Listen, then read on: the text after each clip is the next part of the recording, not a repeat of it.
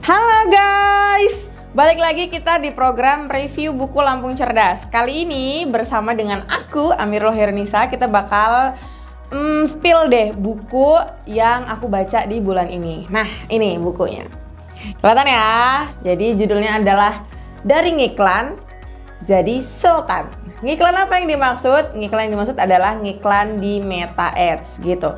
Tapi sebelum ngiklan di Meta Ads ada beberapa yang nantinya bakal aku sampaikan di sini, dan ini poin-poin menarik untuk aku ya. Jadi kalau kamu penasaran sama bukunya, silahkan nanti langsung aja baca bukunya.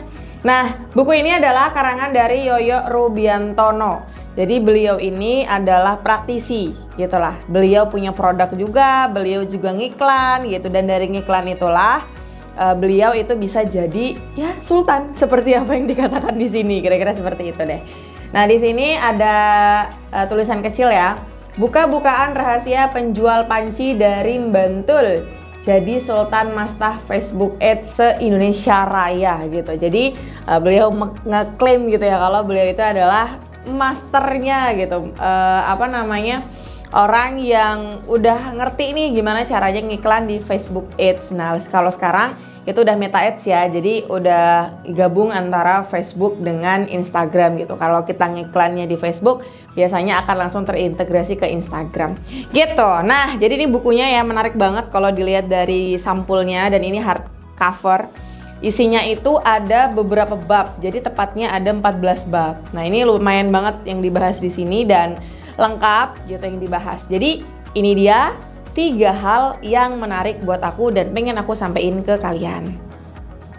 Jadi teman-teman, yang dibahas di dalam buku ini sebenarnya kebanyakan adalah masalah teknis gitu ya. Jadi bukan masalah, tapi adalah hal-hal teknis gitu. Kalau kita ngomongin masalah kok agaknya gimana gitu ya. Tapi bukan, ini bukan masalah teknis, tapi hal-hal teknis yang dibahas di sini. Jadi mulai dari A sampai dengan Z ngiklan itu seperti apa. Ada beberapa hal yang harus diperhatikan. Nah, ini dia nomor satunya. Jadi nomor 1, sebelum kita ngiklan, kita itu harus tahu dulu gitu, produk yang mau kita iklankan itu seperti apa. Apakah dia adalah produk yang winning atau tidak? Dilihatnya dari mana? Kita bisa riset dulu, kemudian termasuk kita ngeliat kompetitor kita itu seperti apa. Biar kita tahu perbedaan antara produk kita dengan produknya kompetitor itu seperti apa. Cara ngiklannya kompetitor itu seperti apa. Jadi kita nggak mulai dari nol, kita bisa ngelihat dari contoh-contoh yang ada, kemudian dimodifikasi gitu ya. Jadi kan nggak boleh kalau kita plek-ketiplek gitu ya, tapi kita harus modifikasi supaya produk kita juga bisa nge-boom gitu, seperti produk-produknya kompetitor kita, atau bisa jadi lebih nge-boom dibandingkan kompetitor kita. Tapi kita perlu belajar aja. Kalau mungkin merekanya mulai dari nol, kita bisa mulai dari tangga 1 gitu, seenggaknya nggak dari nol-nol banget gitu lah ya. Jadi kita harus memastikan bahwa produk kita itu adalah produk yang sesuai dengan kebutuhan dan keinginan customer kita nantinya. Kita harus tahu juga ya siapa target pasar kita. Itu yang pertama. Jadi sebelum ngiklan kita harus tahu dulu produk kita seperti apa gitu. Kemudian yang kedua adalah setting iklan di Meta Ads. Itu ada beberapa tahapan. Jadi kalau dibilang cukup banyak, ya dia ada runutannya. Mulai dari campaign, kemudian ad set, kemudian ads gitu ya. Nanti akan ada rules juga, disitu termasuk kebiasaan customer dan sebagainya. Karena ini ngiklannya adalah ngiklan ke Facebook dan ke Instagram gitu ya. Jadi ke orang-orang yang ya notabene tidak kita kenal gitulah. Kita nge-grab data mereka yang tertarik dengan produk kita, tapi beliau mungkin nggak tahu gitu kita ini sebenarnya siapa gitu. Yang penting dia tahu produk yang kita jual apa.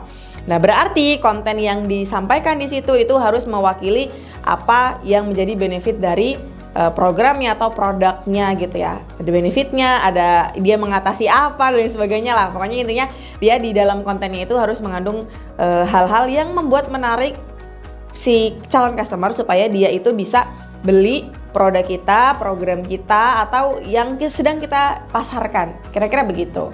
Jadi nggak bisa sembarangan juga untuk buat kontennya, karena konten adalah queen gitu kira-kira.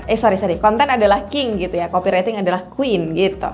Nah, itu tadi untuk teknis-teknis bagaimana cara ngiklannya mulai dari campaign sampai dengan tadi rules ya. Itu semua dijabarkan di sini. Jadi kalau saya jabarkan di video ini akan sangat panjang gitu ya. Jadi silakan kalian belajar langsung dari bukunya gitu. Tadi intinya adalah dari campaign, kemudian dari ad set, terus kemudian ads, ada rules-nya. Kira-kira gitu lah. Itu urutan-urutannya dan yang harus diperhatikan. Termasuk biaya iklannya juga nanti ada di bagian rules-rules-nya gitu.